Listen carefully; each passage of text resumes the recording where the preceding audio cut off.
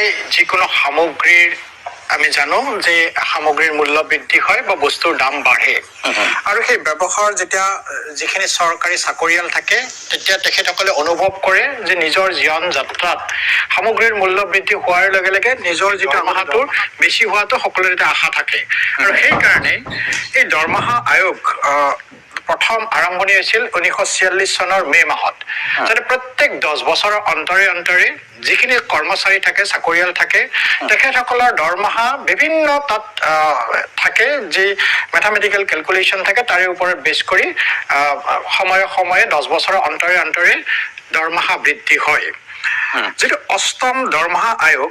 যোৱা 28 অক্টোবৰত 2000 এইবাৰৰে 28 অক্টোবৰত কেন্দ্ৰীয় কেবিনেটে তাত অনুমোদন জনাইছে তেতিয়ালে অনুমোদনৰ পিছত কেতিয়াৰ পৰা কৰ্মচাৰীখিনিয়ে আশা কৰিব পাৰে যে কেতিয়াৰ পৰা ইমপ্লিমেন্ট হ'ব মহাবিদ্যালয়লে মানুহ সুখী হয় যেটো আমাৰ ইংৰাজীত কয় হ্যাপিনেস ইনডেক্স গতিকে এখন দেশৰ কাৰণে এই হ্যাপিনেস ইনডেক্স যেতিয়া মানুহ সুখী হ'ব তেতিয়া ডেফিনেটলি ইয়াৰে যেটো জীবন ধাৰণৰ প্ৰক্ৰিয়া এটো সৰলভাৱে তেখেতসকলে বিভিন্ন যে পৰিকল্পনা থাকে সেই পৰিকল্পনাসমূহক বাস্তৱলৈকে উত্তৰণ কৰাত সুবিধা হয় যেনে ধৰক কাৰোবাৰ হয়তো এটা সপোনৰ ঘৰ থাকিব পাৰে বা ঘৰটো বনাম গতিকে দৰমহা বৃদ্ধিৰ লগে লগে সপোনৰ ঘৰটো সাৰ্থক হয় গাড়ী এখন কিনিব পাৰে গতিকে আলটিমেটলি যদি চাই মানুহৰ যে সুখী ইনডেক্স বুলি কম হ্যাপিনেস ইনডেক্স বৃদ্ধি হ'ব আৰু আশা কৰা হৈছে এই যে অষ্টম দৰমহা আয়োগৰ যে প্ৰতিবেদন ইতিমধ্যে গ্ৰহণ হৈছে হেতু 1 জানুৱাৰী আমাৰ 2000 যেটো 26ৰ পৰা এপ্লিকেবল হোৱাৰ এটা আশা আছে সম্ভাৱনা আছে গতিকে যিখিনি কৰ্মচাৰী তেখেতসকলৰ কাৰণে এটো সুখবৰ আৰু ইয়াৰ জৰিয়তে যিখিনি এতিয়া যিখিনি দৰমহা হৈছে থুলমূল ভাৱে যদি আমি কওঁ নিয়াৰবত যি কৰ্মচাৰী এতিয়া যিখিনি দৰমহা পাই আছে তাতকৈ নিয়াৰবত 30ৰ পৰা 35% দৰমহা তেখেতসকলে বেছিকৈ পাব বুলি আশা কৰিব পাৰি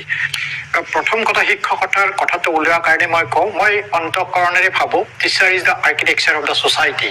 অৰ্থাৎ এখন সভ্য সমাজৰ দাপোনে হয় শিক্ষকসকল আৰু সেই কাৰণে আমাৰ ধৰ্মটো কোৱা হয় প্ৰথম গুৰু আদি গুৰু আৰু দ্বিতীয় গুৰু শিক্ষা গুৰু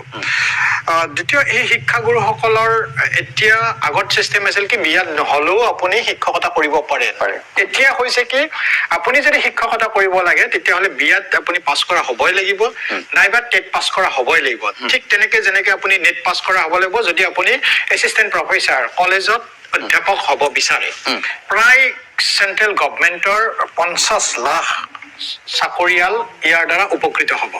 গতিকে 50 লাখ চাকৰিয়াল উপকৃত হোৱা মানে প্ৰতিটো ঘৰত 4 জনকৈ যদি আপুনি মেম্বাৰো ধৰে মানে কিমান এটা বৃহৎ সংখ্যক মানুহে সুখী হ'ব আৰু সুখী হোৱাৰ লগে লগে যেতিয়া সুখী হ'ব তেতিয়া সমাজখনলৈ আগুৱাই যোৱাত দেশখন আগুৱাই যোৱাত